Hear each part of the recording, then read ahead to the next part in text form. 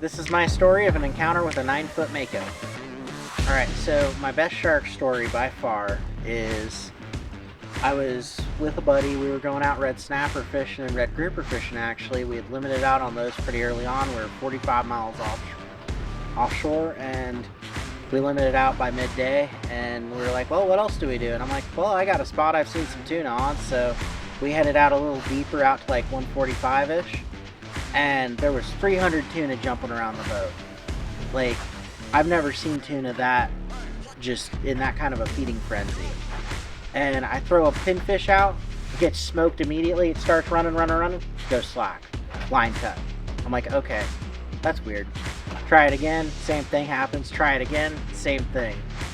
So I actually get my mask and snorkel on and slip in the water a little bit and look around, and I don't see anything, so I hop back on, and probably a good 15 minutes later, we start bottom fishing, blah, blah, blah. Catch a couple mangrove snapper, and then all of a sudden, I look in the water and there's a 9-foot Mako shark swimming right beside this boat. And he comes up, and she actually sticks her head on the dive platform a little bit and like bites around a little bit trying to see what she can see and like looking at us. And then I turn to my buddy and I'm like, I gotta catch it. And he's like, dude, that's not gonna happen. I take a snapper that he just hooked and I'm like, give that to me, pop it in, immediately eats it and starts just circling the boat for like 20 minutes. Like, doesn't even realize she's hooked.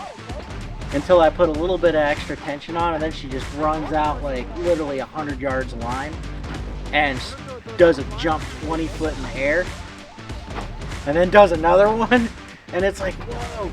So we take the anchor and tie it off to the ditch ball and start just letting her just drag the boat around, and she actually ended up dragging the boat for 5 miles, and it was about 2 hours and 45 minutes in. And we just kept fighting her. It was me and him. It was like all we had. Eventually, she was able to get free with a last-ditch effort barrel roll. And we were using monoliter, and she was able to curl around and just barely nick it and slice free and swam off. But that's part of the fun. But definitely the coolest shark I've ever hooked.